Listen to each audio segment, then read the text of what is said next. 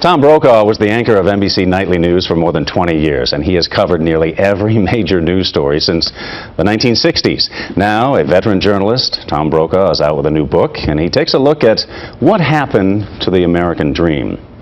The book is called The Time of Our Lives, A Conversation About America. And it certainly is a pleasure to have Tom Brokaw joining us today on NBC 10 News at 5. Tom, thank you for coming down from New York today. Well, it's always good to be in Philadelphia, except when the Giants are going against the Eagles. Oh, come on. Now, I can't believe you started off with that. But if you want to get started, we certainly can. Listen, I came down when the Phillies and the Yankees were playing. I came down for the series. I remember that. Wearing my Yankee cap, and I was walking through, and I thought, boy, the fans are treating me really very nicely, until one really attractive young Philadelphia woman came up to me, got right in my face, and dropped the F-bomb right on top of me. So there I thought, well, welcome to Philadelphia. I should mention you're also going to be at the Free Library this evening? I am. Okay, very good. Now, the book is What Happened to America. And I'm curious, right off the top here, is it that something happened to America, or maybe that our expectations of what America used to be maybe has changed? Well, I think that I don't think our expectations of what it used to be has changed. I think what has happened is that we got on kind of cruise control here. We were not paying attention to the fundamentals that got us to where we are. A perfect example is that we went to the two longest wars in our country's history, Iraq and Afghanistan, with less than 1% of our population.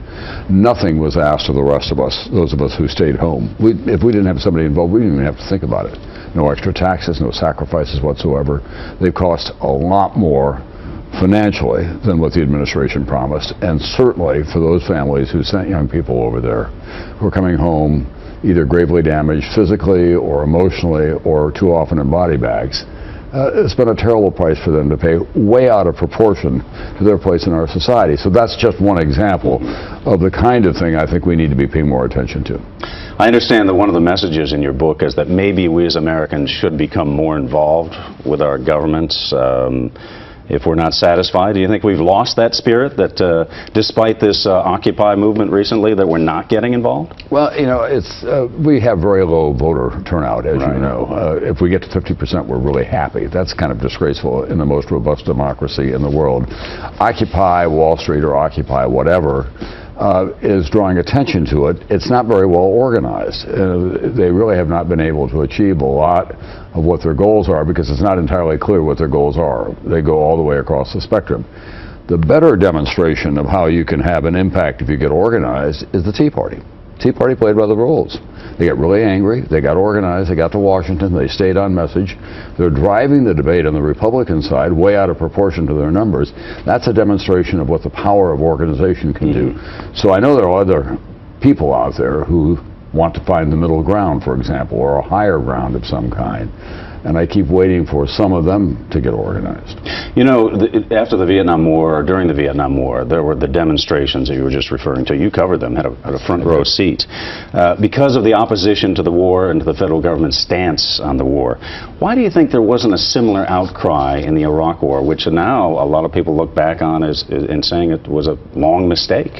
Well, there was a big protest at the beginning. There were million-man marches around the world, frankly, and then they quickly went away. The difference is there was no draft during this war. What drove the opposition a lot in Vietnam was not just a moral opposition to it, but a lot of people felt that they were going to risk their lives for a cause that they felt was entirely unjustified, that it wasn't not a part of the national security of the country. That's a huge difference. And it gets back to what I said earlier. At that time, everybody felt that they had a stake in these big questions. Now you can just kind of pursue what your own interests are. At the same time, across the country, and I have a lot of examples of this in the book, you find in individual communities and families and businesses and organizations, people are doing the right thing. Where they feel walled off is from what's going on in Washington or what's going on at the top of the political system in the country. They just don't feel that that reflects who they are. About 75% of the country say, we'd like these parties to work together. But then if you go to the professional party operatives, they say, we don't want any part of that other guy. Yeah. I know you point out in the book how you have grandchildren now, and like any other grandparent, you have concerns about what their America will be like today. I recall my grandparents in the 60s saying that, you know, well, America isn't what it used to be, that I fear for my grandchildren, meaning my lives. What do you think the future holds for your grandchildren, and frankly mine, and the future generations now in America? Well, you know, when your grandparents were talking to you about that in the 60s, there was an enormous disruption. There was something called the counterculture. People were dressing differently. They were rejecting fundamental American values. But it turns out they were a minority, not a majority of that generation. There was a silent majority that elected Richard Nixon. There were people who did go to Vietnam and paid attention to what they had to do on a daily basis. And at the same time, there was a very strong economy. We didn't have China as a challenger. We didn't have India as a challenger. We didn't have oil at $100 a barrel. We had still manufacturing going on in America, including in the environs of this city, where people could go get a good job with just a high school education. And who can't anymore. All that has changed.